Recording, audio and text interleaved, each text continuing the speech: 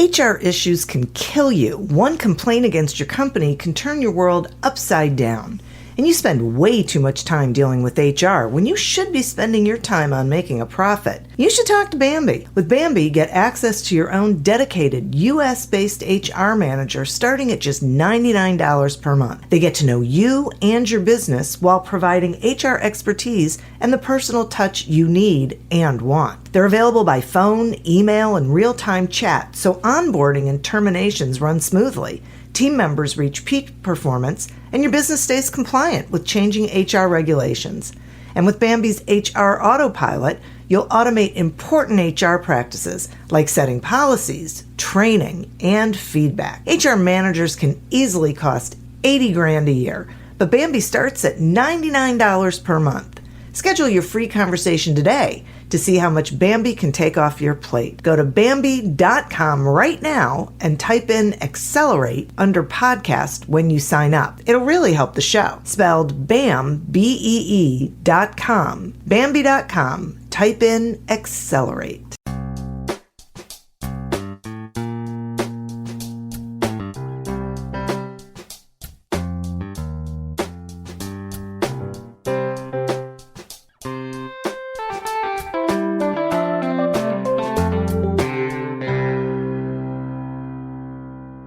Welcome to Accelerate Your Business Growth with your host, Diane Helbig.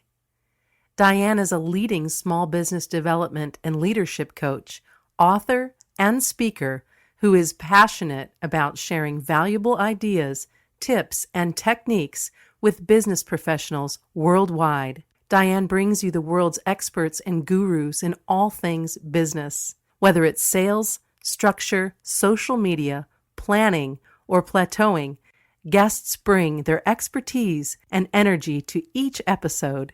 When growing your business is your focus, Accelerate Your Business Growth is the show to listen to.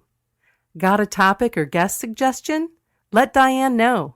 The goal is to make sure you have the information you need to move your business forward.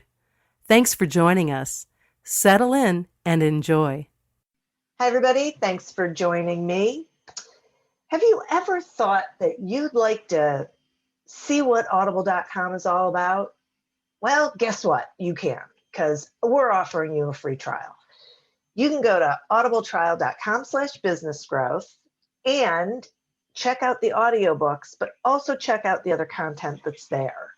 It's pretty comprehensive, and I think you're going to enjoy it. This podcast has gained recognition over the years as a great resource for small business owners, sales professionals, business leaders of all kinds.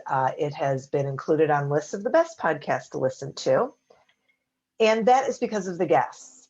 These are people who have expertise in particular areas of business, and they join me for a conversation where they share that expertise with all of you.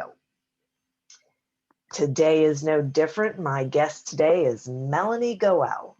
Melanie is a brand strategist for small business owners and author of the book, Unique: 6 Simple Steps to Creating a Highly Effective Personal Brand. Over the past 6 years, she's developed value propositions and brand strategies for multiple startups ranging from small fintechs to giants like Tesla.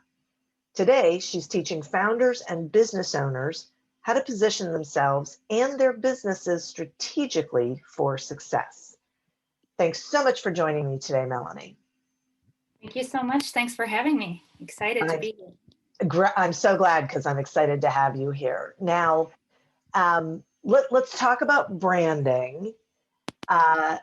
Would you give the listeners an idea of what branding is? I always feel like there's some misunderstandings about it.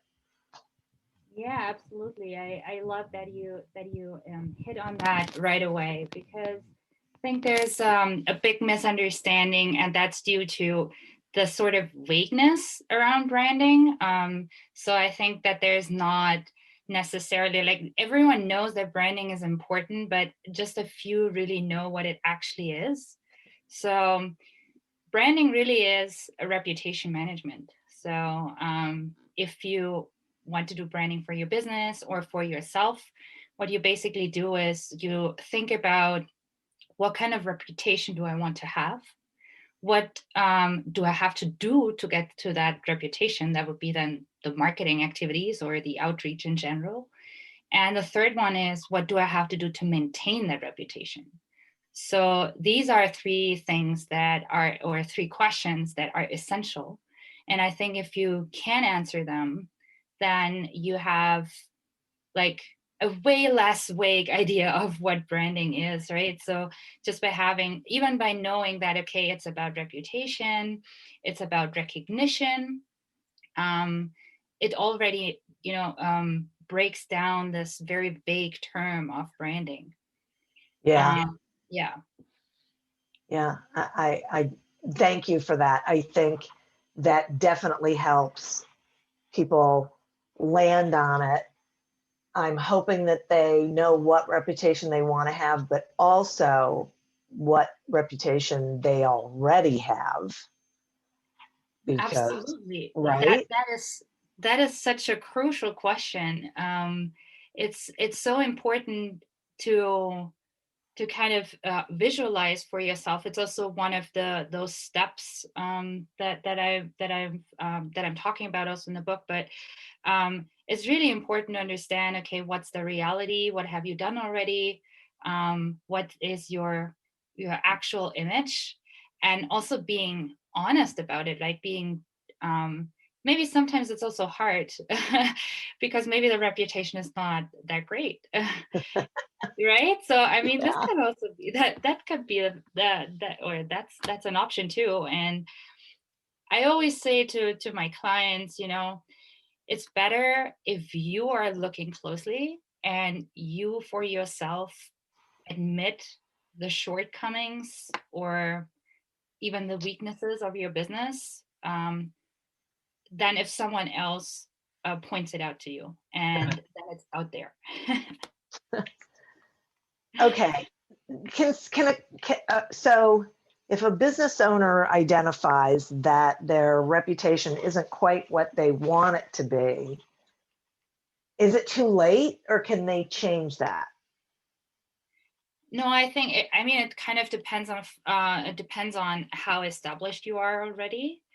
But I do think there's always a way for rebranding. I mean, this is something that companies do all the time. Usually they do it a little like to become more modern, like I don't know, Visa and MasterCard, had they changed their logos or have new like taglines and slogans.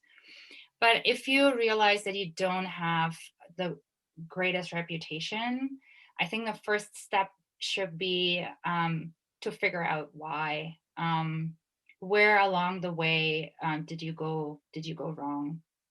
And one of the two most common mistakes that I've realized, especially amongst startups and small businesses, is that they're looking at the competitors, they're looking at the market, and they say either, oh wow, there's an opportunity, let me jump into that opportunity, and then they just do it, even though it's not really authentic to who they are or even their skills. They just jump to it because it's maybe an opportunity. Or the second thing is they look at competitors, say, okay, what they're doing is successful, so I should adopt the same thing and I should do the same kind of follow the same steps. But what is overlooked at that point very often is that it's their success formula. It's what makes them unique. That's why they're successful. So they have done their work to figure out how they can stand out with their branding and their reputation. And it's not necessarily working for you because you bring something new to or bring a new angle, most likely. And hopefully you don't offer the exact same thing. So I really like what there's this great book by Al Rees and Jack Trout on positioning. It's my favorite marketing book. And what they say is, be the first to occupy the mind of your customer. If you're not the first, don't go head to head, but find a new angle that isn't yet occupied. And And that's really kind of what you have to do if you do branding, especially if you realize that your branding is either not successful or that your reputation is sort of off. Then figure out, okay, what it makes you special, what makes you different from the competitors. Don't just copy. And I see this as the most common mistakes why reputations fail, because they either, aim too high with what they're telling people to offer, or they're just copying someone else. And then the expectations, because reputation management in the end is also an expectation management. So Oh, that is so interesting. I totally agree with you that this is what companies do. And they, it's so interesting. I do a program called The Power of You. And that's really what it's about. It's about, we're all in competitive fields, and your prospect can get the thing almost anywhere. So why you? Why are they going to get it from you? And that is your differentiator and your uniqueness that is what ends up being valuable. absolutely. Right. So it's exactly that point where you say, okay, what do I bring to the table that no one else has, utilized yet? And it's often, and if it's in the like this, it's either an individual or it's a company, but it's usually what makes it unique is the unique composition of skills of the product or service, the the kind of values that you bring to the table. That's why I always say, why are people not doing value propositions anymore? It's so crucial, because if you know your values, then you know what it's your framework, it's your structure of your business and even of your own personal brand, for example. But if that, it's usually this unique composition. If you have the values figured out, then you can derive all the other elements of branding that create a reputation in the end, right? So you can basically, yeah, create all these activities based on the value system that you're creating. And that Right. composition is usually what makes you unique, because everyone has a different, and every business has a different value, value composition, different skills, different angles to a service or a product. And all this together makes you unique. And you just have to take the time and walk that extra mile to figure that out, what that is, to really look at all these different aspects of your business that kind of can influence your branding and your reputation. And it takes time, it takes work. And I think this is one of the I would say one of the difficulties around branding, especially for smaller companies and startups, because it doesn't have an immediate outcome. It's a more of a long-term investment. And especially in the beginning, where in small businesses, you want to see um, an Yeah. outcome for everything that you do, because you have to really prioritize. So I think that's Yeah. why it's often overlooked how important the branding is. But in the long run, it's just so crucial. I so agree with you. That is fascinating. So let's talk about values. How does a company really figure out what their values are? Yeah, yeah, I love that question. I love that question, because it's really it's not easy. It's one of these questions, like, or it feels vague again, right? So it feels like something vague. Okay, what's a company value? But I always say, just imagine um, you're walking out of a room, and or you leave a room, and then you say, what do I want people to say about my business in 3 words? Like, what do I want them to say is, this business is, they work like, or they believe in. Like, what are the 3 adjectives I want people to say about who I am or what my business is? Hmm. And that is what that's basically the first exercise that you can do to figure out what what kind of values you want to be associated with your business. If you have like a small business, let's say you have only 10 people, what's also one other way of doing, or not another way, but an additional way is, I think what we have to know about branding or reputation management is that it does not just the message, it's not just communication, it's not just advertising. Branding also involves your employees, for example.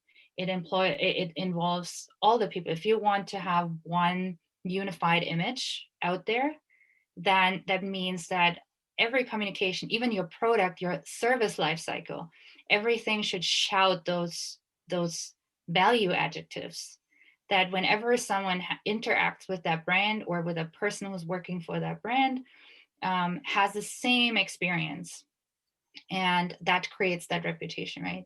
So one other way of thinking is, or thinking about is, okay, what motivates all the people in this room to work for this business? Like, what are the things that drive them? What difference, like, what is the brand purpose? What difference does the business make in the long run, like in the big picture? Why are you doing what you're Yeah. doing? And what drives the business and also the employees beyond making money? So these are all questions that that you can ask to figure out what your values are. And another thing that I help, or that I ask clients, for example, is, what is the one thing you want your business to be known Mm. for example? So there's one exercise that I usually let people do. That's basically a sheet of like 150 values, and I let them look through them, and I say, just pick 10 of them that you want to be associated with your business. Let's say it should be competitive, it should be specific and efficient. I don't know, like that's just the top of my head. And I say, take all these 10 and then prioritize them, like pitch every value against the other.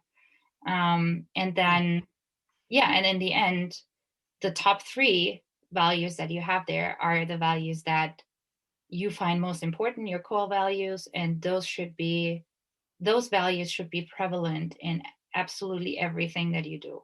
You should even choose employees according to that. Do they have the same values? Are they motivated by the same things? Oh my gosh. So I was just going to say, I love that exercise, first of all, but I was just going to say that I can hear business owners saying to themselves, okay, well, these are my values, but not everybody here has them. And so I'm so glad you said you should choose your employees that way, because one of the values of that exercise for me is that you can look at then everybody and ask who works in your company and ask yourself the question, is does everyone share these values? And if they don't, it's at least worth a conversation. They might, and it might just not be that the owner has really talked about it and shared it and expressed how important it is and how it fits into the greater scheme of things, or there could just be bad fits, and it could be the reason why maybe they're noticing certain people aren't meeting their expectations. Absolutely. I love that you said that. I absolutely agree. And I think like what happens sometimes, especially also in smaller businesses, the business owners obviously aspire to get the best of the best people. Yeah. So they say, I want to have XYZ people. Let's say I want to have people who went to this elite university or did this and have been working at Apple, or I don't know, like anything. And that's not really, if you think about branding, it's not really the question you should be asking. It's like, I mean, you can still aspire to get those people, but what you should be asking is, okay, I want to have the people who share the same values, who are motivated by the same thing, and that will make my business thrive, because we are all in this together. Right. And those could be people who came from Harvard, but this could also be people who maybe didn't even study Right. Right. So I Right. think this is a little bit of a different angle, and I love that you said that they don't share my values. I think that is then also, or they don't share those values. I think it's also sometimes overlooked that this is also the job of a business owner, right? As you mentioned, Yes. to kind of make sure that then don't hire them only because they have that on their CV. It doesn't necessarily make them the right people for your business. Exactly. I'm going to take a quick sponsor break and then I want to continue the conversation. The Accelerate Your Business Growth podcast is happy to be sponsored by audible.com. And you probably know by now that audible.com is a leading provider of digital audio entertainment. And you probably know it for the audio books. And yeah, they have thousands of audiobook titles to choose from. I'm currently listening to Untamed by Glennon Doyle. But you may not know about all the other content that they have, like podcasts and guided meditations and Audible originals. I personally find incredible value in being able to get different kinds of audio content all in one place. It's a time saver for me. I love that I don't have to have a bunch of different platforms open and go from one to the other, and that I can pick up right where I left off on, whatever it is I'm listening to. I have a feeling you're going to appreciate that level of efficiency and gaining time and diversity of content. So I'm offering you a free trial. You can go to audibletrial.com/businessgrowth, sign up for that free trial, and then explore on your own. Check it all out, see what makes sense to you, what resonates with you, and enjoy. Are you interested in getting some help with your sales strategy? Well, I have a deal for you. Pick up a copy of Succeed Without Selling, my new book on Amazon. Email me your receipt, and I'll send you a link for a complimentary 1-hour strategy call. It's a pretty good deal. It ends on February 14th, 2021. Today, we're speaking with Melanie Goel about how to take the guesswork out of branding, which she is providing some really great information on actually how to do that. Melanie, we were talking before the break about a lot of things, but one of the things that stuck in my head was about potential customers, potential clients. And I would love it if you would share with the listeners your viewpoint on how to find the right target markets, and at what point in the branding process do you think a small business should be thinking about that? Yeah, absolutely. That's actually one of my favorite topics to talk about. So I love that we're talking about this. So from my experience, and I've been spending a lot of time kind of evaluating and analyzing that experience, because, as I said before, a lot of mistakes or that happen with branding is that we just look at the competitors, we just look at the market, see, okay, there's an opportunity, let me do this, and without even evaluating what our own strengths are, like from a personal perspective, for example, but also from a business perspective, like what are the strengths that the business brings to the market. So it's usually a outside in approach or a top down approach. I say top as we look already at the market before we actually look at what we or what our business can offer. And I think this is why a lot of people fail in branding, or a lot of businesses fail in branding. And I think it should be exactly the other way around. So there was a great quote by Simon Sinek. He said, to stand out, you need to know what you stand for. And in order to stand for, you have to figure out what the strengths and the values of your business are before you look at the target market. So I'm an advocate of kind of turning this whole process around and really starting with goal setting and then value setting, then setting up your brand image. Then that is like the inside part, and then looking to the outside of, okay, what is like the company really offering, what makes it different and unique, and then we look at the market fit. So before I dive into that, I would first respond to the question before, like, when should companies start thinking about this? I think business branding, it should be integrated right from the start. The reason is, if you create that framework, or if you think about branding, you're creating a framework. You're creating a structure with your tone of voice, with the brand messaging, with your value proposition. If you have that figured out, you have a framework according to which you can create all the marketing activities. You can create the product. You can create everything around your business. And if you have that value proposition ready, and based on that, you're always going to create a unified experience. So that's why I think every business should start with branding very early. And if they didn't, then they should start now. It's the same with product branding. Product branding should be developed right along with business branding. So if you already think about, okay, how am I going to position my company? How can I create recognition, or how can I get recognized better? How can I influence my reputation? Also think about how your product should be branded, that it aligns with the business branding that you're creating. Then there's a third part of branding. There's employer branding as well. I think it's also important for small businesses, but I think it makes more sense once a company starts growing, obviously.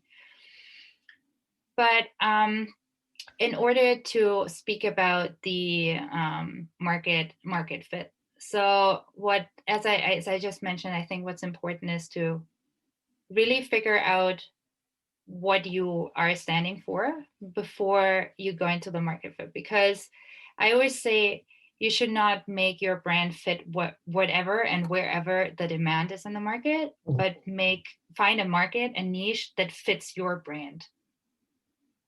And that is, I love that.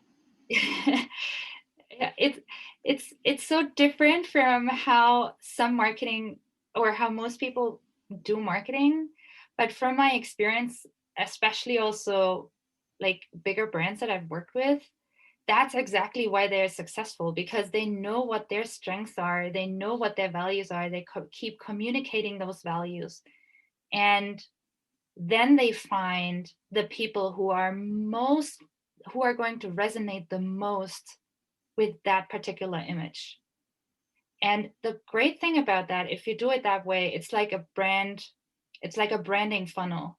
Because if you have, like, at the beginning, you have like the whole world open for you, and then you start thinking, okay, what is my goal? That's already reducing it a little bit.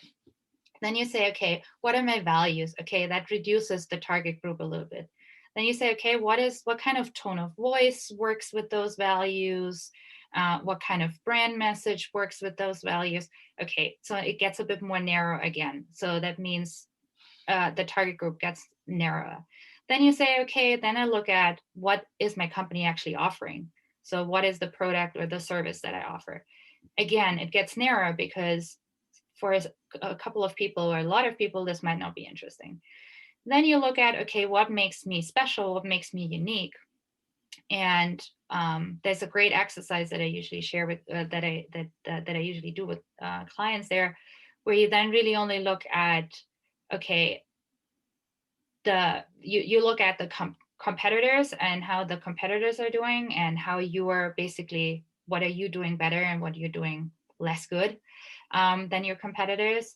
And then basically you just take out the things that you do better or different, and that's sort of your added value, right? So that is the things that make you unique. And that is already the first part of finding your market fit, because the people who are responding to those competitors on which you have leverage because you have a different or better offer, those are the people who might who might be responding or might be interested in whatever message you are sending, because you are sending something better, but they are already interested in something very, very similar. And so here you really have like a funnel that narrows down to basically a small niche. And if you start working with that niche, your chance for success is so much higher, because you have all this figured out and you really found the people who are most likely going to convert for your business because you did all this work before. I so hope, excuse me, that people really listen to that and, back up and listen to it again, because one of the mistakes that I think a lot of small businesses make is they think they want all the business. So their messaging is really broad, really vague, doesn't really land on anybody, doesn't have a brand structure to it at all because there's nothing differentiating them. And I love this idea of if they lead from a place of this is who we are, this is how we work, these are our values, and this is what we bring to the marketplace, then the people or companies that resonates with are the ones that are going to pick up on that messaging and therefore are going to be the right fit when it comes to a customer base. Yeah, absolutely. And I think what's often overlooked there is that it's also way more efficient. And in a small business, you have to prioritize, you have to be efficient with the marketing activities that you're doing or any kind of outreach that you're doing. And if you work with a niche, then you're likely, or the chance to succeed is just so much higher than, as you said, like having this very broad, not even brand messaging at all. Like I love it, for example, when I browse websites and just try to analyze them and I see, oh, we want to become the best software company in the world. Yeah, okay, what does that even mean? That's not a message. No. And so that is, for example, one of the things, right? So where you even can communicate your shortcomings. So I was thinking the other day, I read something similar where it was like, okay, we are no perfectionists. We are doers instead. We try and fail, but we never stand still. We make progress and change how people do X, Y, Z along the way. And that is specific about what they do. It's specific about what kind of people they are, what kind of people they attract. And it shows very clearly what their values are. And Right. it's just really great, and you know that you are going to have a very specific target group there. Yeah. Right. That's going to resonate with certain people. Exactly. And in the beginning, you don't need more than certain people, right? So Right. you start with a niche, and once you're occupying that niche, word of mouth, and you're doing it well, then word of mouth is slowly going to come. And I think one of the most Yeah. important things about that kind of branding is that you are creating trust. And that's the most crucial thing for any business, but especially for small businesses who are trying to secure their place amongst bigger players. Yeah. So, yeah. Yeah. Yeah. I totally agree. I think that's a really good point. Okay. Now, you may have shared this in a, through our conversation, but I'm going to ask a question specifically, which is how does a small business put a brand into action? Yeah, very, very good question. So I think there are a couple of different things. So beforehand, obviously, you should be going through the different stages, or those 6 stages of even like creating your brand, having something that everyone can back up and something that feels honest to the product and service that you're offering. once you have that, what I usually tell my clients, let's sit down and list absolutely everything that is consumer facing. So, for example, any type of outreach activities, that communications, marketing, web copy, even like the texts in app stores or in like basically anything that's consumer facing, even the copy in an app, for example, or in a platform or whatever you're creating.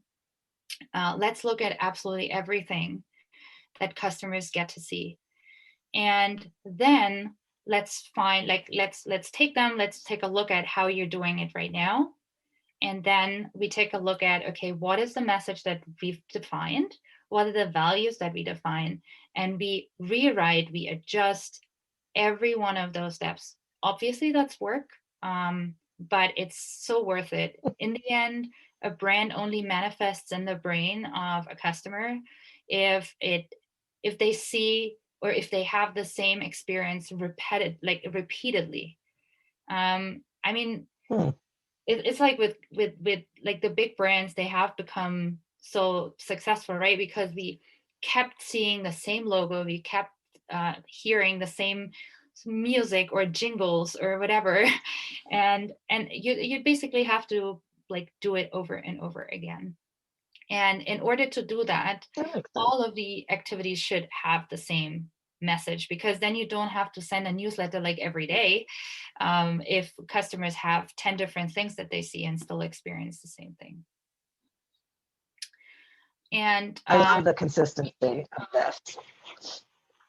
yeah, I guess like that's also something like for you, right? You've become so so successful with the podcast, and probably also like not just obviously because there's great content and great conversations that you're hosting, but also because there's so much consistency over time.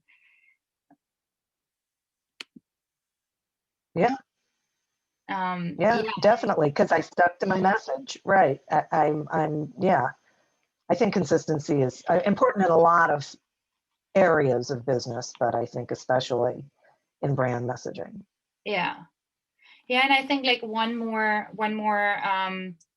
thing that I usually go through with clients is that you should also adopt brand oriented practices internally, so that whatever messages or brand image that you're creating, you should go through the messaging with your employees. Like you want to make sure that every employee carries the same brand image to the outside.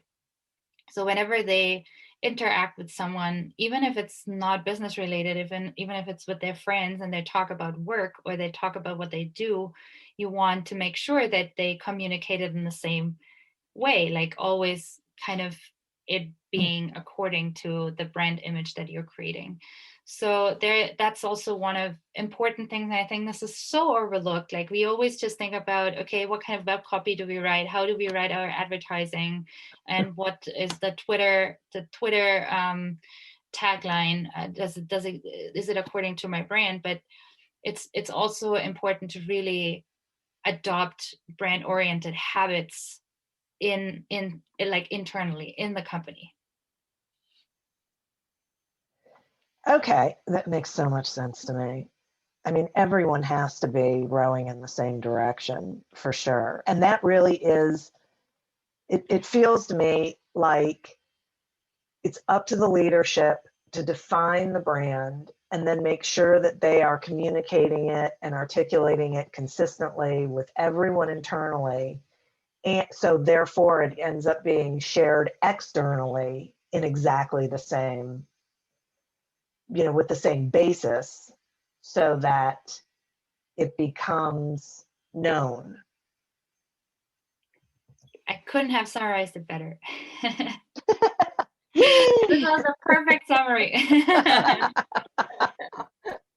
That's so great. I actually understand it. This is great.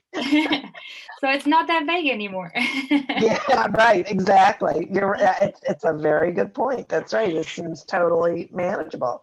So, Melanie, I really appreciate this conversation. And I'm so grateful that you have come on and spent this time with me. And I think it's a really important conversation, and that your book is really important because it shares all of this information with the reader as well. So will you tell the listeners, how they can find out about you, where they can get your book, what you've got going on? Totally. Thanks for that opportunity.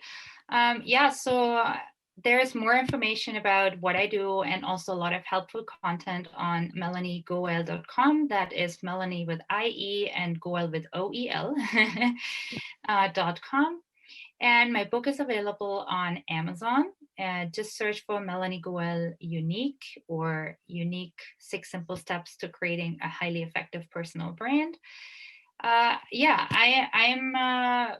myself, I help founders and startups in general, business owners, with creating a effective brand for their businesses, but also for a personal brand. It should not be overlooked that business owners also should think about their own personal brand, because they are the face of the company.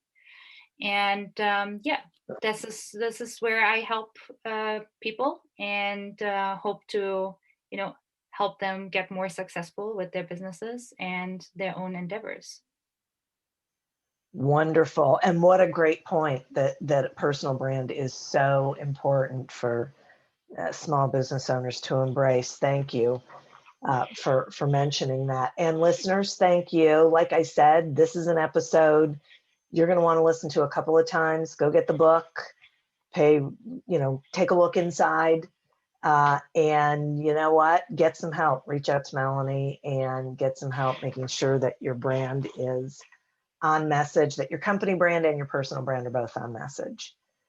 I'd also like to thank our sponsor.